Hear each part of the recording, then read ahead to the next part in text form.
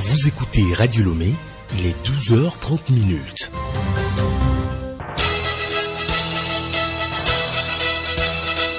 Le journal Yasmine Adoko. Madame, Monsieur, bonjour. Au sommaire de cette édition, comment assurer un emploi décent aux personnes en situation de handicap au Togo? La question fait l'objet d'un projet élaboré depuis 2017. Les membres du comité de pilotage de ce projet font le bilan des activités des 6 mois écoulés. La communauté économique des États de l'Afrique de l'Ouest, CEDEAO, toujours à l'œuvre pour ramener la stabilité au Mali. 5 chefs d'État de la sous-région sont à Bamako pour un sommet de quelques heures au format inédit. La Chine vise Mars. Elle a lancé ce jeudi une sonde vers la planète rouge pour permettre de déployer un petit robot téléguidé afin qu'il mène des analyses à la surface. Et puis sport football, le club anglais Liverpool a soulevé hier son 19e titre de champion. Ce titre acquis depuis avant la 30e journée a été possible grâce aux joueurs cadres d'Afrique Sadio Mané, Mohamed Salah et Naby Keïta.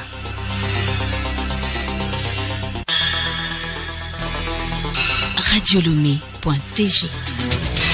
Bienvenue à tous. Les membres du comité de pilotage du projet Emploi décent pour les personnes handicapées au Togo tiennent depuis ce matin à Lomé leur réunion semestrielle. Il s'agit pour ces acteurs de faire pendant 2 jours le point des activités durant les 6 mois écoulés et planifier celles restantes avant la fin de l'année. Geneviève Pognon. La présente rencontre vise à jeter un regard collectif sur les différentes activités réalisées, celles en cours de réalisation, les difficultés rencontrées, les approches de solutions et les orientations sur la relance des activités suspendues à cause du Covid-19. Marc Annalen, coordonnateur du projet. Les membres du comité de pilotage, les acteurs de mise en œuvre élargis à quelques institutions de l'État se retrouvent chaque 6 mois pour faire le point des activités, avoir les recommandations et planifier de nouvelles activités. Alors cette réunion se situe dans un contexte un peu particulier, celui du Covid. Normalement, nous devons faire le point des activités de janvier à juillet, mais cette période a été perturbée par la crise. Mais néanmoins, il y a un certain nombre d'activités qui ont pu être réalisées. C'est le lieu de faire le bilan de ces activités, voir des activités qui restent à mettre en œuvre avant de clôturer le projet en fin d'année. Il s'agit également pour les membres du comité de pilotage du projet de faire le suivi des actions de plaidoyer afin de valider le document de bonne pratique sur le projet pour une meilleure atteinte des objectifs. Retrouvons Mike Annalen. Nous avons lancé un certain nombre de plaidoyers à l'endroit de l'État, notamment le plaidoyer pour l'adoption de la loi de protection des personnes handicapées, la loi révisée, qui n'est pas toujours adoptée. Ensuite, il y a le code du travail également qui est en révision. Nous allons faire le point par rapport à ces actions pour voir qu'est-ce qui est fait véritablement. Est-ce qu'on a avancé? On n'a pas avancé. Qu'est-ce qu'on doit faire? Parce que cette loi, elle est importante pour nous. Après son adoption, il faut aller au test d'application. Parce qu'une loi sans test d'application, c'est pas suffisant. On voit des choses concrètes pour les personnes handicapées en matière d'insertion, en matière de formation et d'insertion professionnelle. Il y a aussi la question de plaidoyer par rapport à un fonds pour la formation et l'insertion professionnelle des personnes handicapées. L'autre activité, comme le projet tend à sa fin, il y a eu un certain nombre de bonnes pratiques qui ont été faites sur toute l'étendue du territoire national. Nous avons commis un consultant qui a répertorié ces bonnes pratiques. Donc, il va présenter le document aux membres du comité de pilotage et nous allons valider ce document. Le projet Emploi décent pour les personnes handicapées au Togo a été élaboré en 2017 et prend fin en 2020. Il a reçu l'appui financier de la coopération allemande à travers CBM. 46 femmes et jeunes filles conseillères municipales venues des différentes communes du pays achèvent ce jeudi à Lomé un atelier de 3 jours. C'est une initiative du groupe de réflexion et d'action Femmes, Démocratie et Développement, élu qui s'inscrit dans le cadre du projet Académie de formation des femmes et des jeunes filles en leadership politique. Pour le GF2D et son partenaire technique et financier, la Fondation Hans Seidel, la participation de la gente féminine à la gestion de la chose publique constitue un véritable enjeu de développement des communautés. Quelques 27 000 habitants de Tabligbo vont bénéficier d'eau potable grâce au projet d'amélioration du service d'eau et assainissement. Les travaux de la première phase d'extension du réseau d'eau, de réhabilitation et de construction de bornes fontaines de Tabligbo ont été lancés récemment à travers ce projet. Il s'agit, à travers l'initiative, de garantir aux populations locales un accès à une eau potable de qualité et à moindre coût. À l'issue de cette première phase, il est prévu la construction de 8 bornes fontaines ainsi que la réhabilitation de 5 autres. Écoutez Radio Lomé sur le web sur le www.radiolomé.tg. Les chiffres sur la COVID-19 au Togo à la date du 22 juillet 2020 à 18h45, 16 des 325 personnes testées hier sont positives, portant le nombre total de cas positifs à 806. Ces 16 personnes dont les âges sont compris entre 5 et 60 ans se répartissent comme suit. 10 cas parmi les contacts.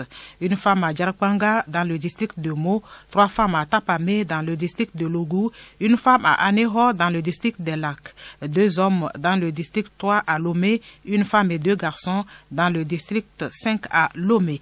2 cas parmi les voyageurs, une femme à Kara dans le district de la Kosa, un homme à Elavagnon dans le district de l'Est-Mono, 4 cas parmi les suspects, un homme dans le district 1 à Lomé, un homme dans le district 5 à Lomé, un homme à Aneho dans le district des Lacs et un homme à Gando dans le district de Oti-Sud. 18 nouveaux guéris ont été enregistrés, portant à 578 le nombre total de patients guéris de COVID-19. Les cas actifs sont au nombre de 212. Un décès a été enregistré, portant le nombre total de décès à 16. La Commission nationale des droits de l'homme fait le point de sa visite de terrain menée pour voir le respect ou non des mesures prises dans le cadre de la lutte contre le coronavirus. C'est à travers un communiqué que nous présente Juliette Kamdé. La Commission nationale des droits de l'homme, CNDH, conformément à son mandat, a, du 1er au 8 juillet 2020, mené une visite de terrain à Lomé et dans les villes de Dapaon, Kara, Sokodé, Atakpamé et Kpalimé. L'objectif visé par cette action était de s'assurer du respect des gestes barrières et autres mesures de riposte en lien avec le respect des droits des populations. Les équipes de la commission se sont rendues dans des établissements scolaires, des marchés, des gares routières, des bars et des restaurants. Elles se sont également intéressées au travail de la Force spéciale mixte anti-pandémie COVID-19 FOSAP. Sur le terrain, celui de veiller à l'application des mesures d'interdiction édictées par le gouvernement, notamment le port obligatoire de masques. D'une manière générale, la Commission observe que des dispositions sont prises à tous les endroits visités pour faire barrage à la propagation de la pandémie de la COVID-19.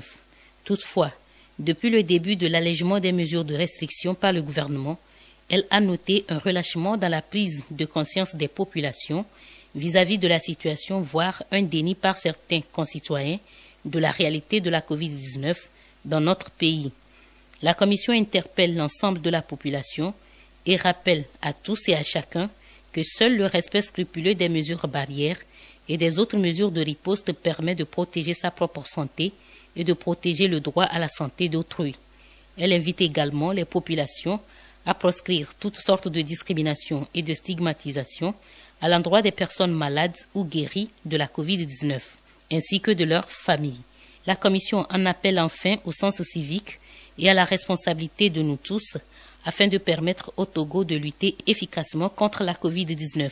La CNDH félicite le gouvernement pour ses efforts visant à garantir à tous et à chacun le droit à la santé en cette période de crise sanitaire. Elle salue particulièrement la prise de l'ordonnance numéro 2020-004 du 3 juillet 2020 relative aux mesures générales nécessaires pour faire face à l'épidémie de Covid-19. Elle l'encourage à continuer la concertation avec les partenaires économiques et sociaux dans la prise de mesures pour vaincre la pandémie.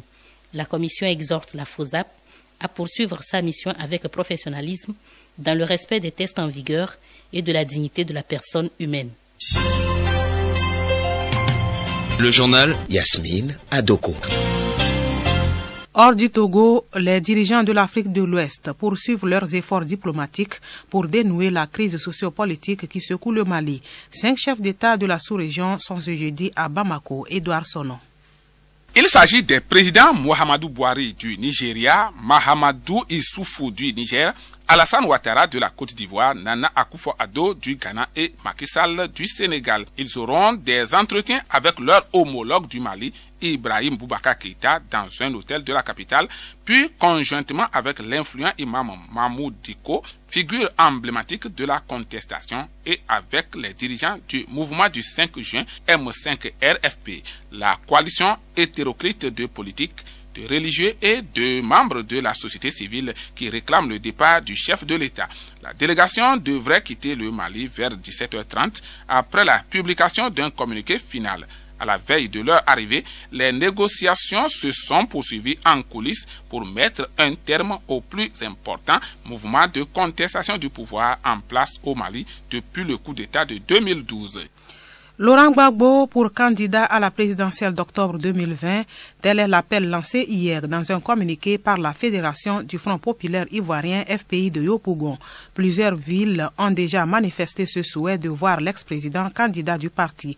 Laurent Gbagbo acquitté l'an dernier par la Cour pénale internationale à l'issue de son procès pour crimes contre l'humanité réside en Belgique. De leur côté, les députés, les sénateurs, mais aussi les maires du parti au pouvoir appellent le président à se présenter à un 3e mandat.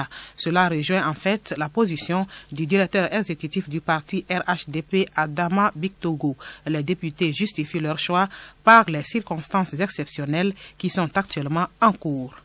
La Chine a lancé ce jeudi une sonde vers Mars. L'engin qui a décollé dans un nuage de fumée du centre de Wenchang sur une île du sud du pays n'arrivera pas avant 2021. Le petit robot téléguidé mènera des analyses à la surface pendant 90 jours, à savoir photo, collecte de minéraux. Cette mission a évidemment une portée scientifique, technique mais aussi politique. La Chine espère faire lors de cette première tentative indépendante presque tout ce que les États-Unis ont réalisé en plusieurs missions martiennes depuis les années 1960. Magazine agricole à présent, le golfe de Guinée, cette zone très poissonneuse, est convoitée par les pirates.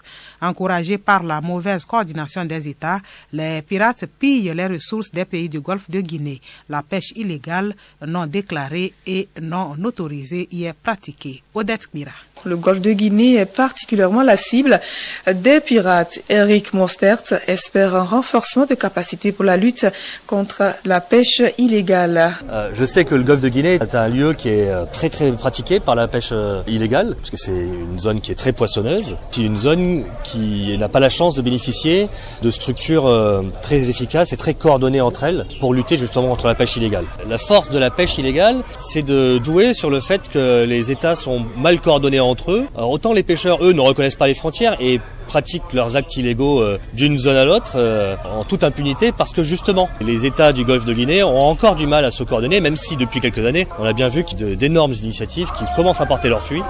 Donc ça commence à fonctionner. À en croire le directeur des pêches et de l'aquaculture d'Antani Ali, le Togo dispose pour l'heure de quoi faire face. L'État togolais s'est déjà organisé pour cela avec le Haut Conseil pour la mer, la préfecture maritime, qui coordonne l'ensemble des activités opérationnelles sur la mer pour la lutte contre la pêche INN avec la Marine nationale et d'autres acteurs impliqués dans l'action de l'État en mer. Nous avons la Marine nationale qui nous aide dans ce domaine avec la gendarmerie maritime. Nous avons des vedettes et pour les sorties en mer, et il y a des patrouilles mixtes qui s'organisent sous la coordination de la préfecture maritime pour identifier, pour tant soit peu, dans le cadre de suivi contrôle-surveillance, voir s'il y a des bateaux délinquants qui écument nos eaux togolaises.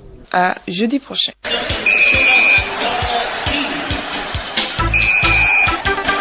Sport football, longtemps attendu, le titre a été remis à Liverpool hier. Ce club champion d'Angleterre a émerveillé le public au terme d'un parcours atypique et d'une folle soirée grâce notamment aux joueurs cadres d'Afrique. Théophile Dandako. Après sa victoire face à Chelsea 5-3 dans un match spectaculaire, Liverpool a reçu ce mercredi le trophée récompensant son titre de champion d'Angleterre. Cela faisait 30 ans que le club attendait ce 19e titre. Ce mercredi donc, Après le succès à domicile face à Chelsea dans le cadre de la 37e journée de Premier League, Liverpool a reçu ses médailles, mais surtout la coupe. Le Guinéen Naby Keïta a ouvert le score dès la 23e minute, offrant le boulevard aux 4 autres buts. D'une manière générale, les Africains de Liverpool ont largement contribué à ce sacre. D'abord, le Sénégalais Sadio Mané, meilleur buteur du club cette saison, avec 17 réalisations, arrive juste derrière lui l'Égyptien Mohamed Salah, auteur de 16 buts cette saison pour la Premier League. Les 3 Africains ont marqué près de la moitié des 82 buts de Liverpool cette saison en championnat. Et c'est pour le moment, car la 38e et dernière journée est au programme dimanche prochain. Le champion en titre termine sa saison sur le terrain de Newcastle. L'entraîneur allemand de Liverpool, Jürgen Klopp, a ainsi gagné son premier titre de champion avec Liverpool et son 3e de l'histoire, y comprenant les 2 trophées gagnés avec Borussia Dortmund d'Allemagne. Cet entraîneur a la particularité de toujours faire confiance aux joueurs africains. C'est le cas du Gabonais Pierre-Emerick Aubameyang avec Dortmund, 2 fois champion donc, et cas de Mohamed Salah, Sadio Mané et Naby Keïta, remportant la Ligue européenne des champions 2019 et finaliste en 2018. Ce journal s'achève. Merci de nous rester fidèles. Nous vous invitons à suivre sensibilisation au coronavirus. Éviter l'infection au coronavirus, c'est non seulement d'appliquer correctement les gestes barrières, mais aussi d'être vigilant. Les dispositifs de lavage de mains installés dans les lieux publics, par exemple, peuvent devenir un vecteur de virus. Pourquoi et comment? Juliette Kamdé.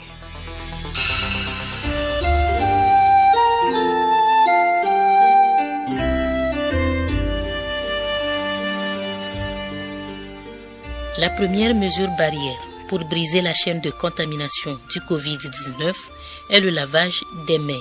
En dehors du fait qu'il faut bien appliquer le geste pour un résultat efficient, les dispositifs de lavage de mains répandus aujourd'hui chez nous ne comportent-ils pas de risque d'infection et même de réinfection? Dr Ganiou Tsanile, médecin de santé publique, épidémiologiste.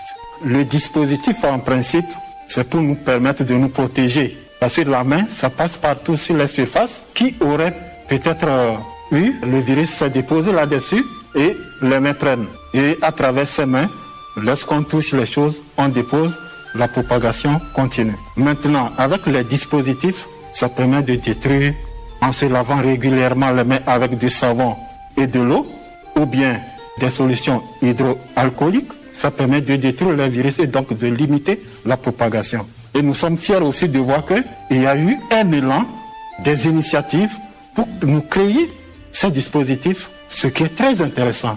Ça veut dire qu'il y a une prise de conscience pour pouvoir limiter la propagation de cette pandémie. Mais à partir du moment où ces dispositifs ne respectent pas les normes, ça devient un risque. Normalement, lorsque vous lavez les mains et que vous finissez, vous ne devez plus toucher le robinet. Parce que avant d'ouvrir l'eau, vous touchez déjà le robinet. Donc vous avez déposé des virus là-dessus. Et après s'être lavé les mains, vous retouchez le robinet. Ce que vous pensez avoir fait partie des virus, vous les reprenez. C'est là où le risque apparaît. Donc ce qui est recommandé, c'est d'avoir des robinets à pédale ou bien à poussoir, ou bien des robinets qu'on peut, avec le coude, essayer de fermer. Il y a des robinets également qui sont comme ça. Et là, ça permet d'amender le risque de recontamination après s'être lavé les mains. Mais au-delà de cela, tout ce qu'on voit, le risque n'est pas nul. Le risque n'est pas nul, alors prudence et vigilance. Vous avez des symptômes qui vous font penser au Covid-19, appelez le 111.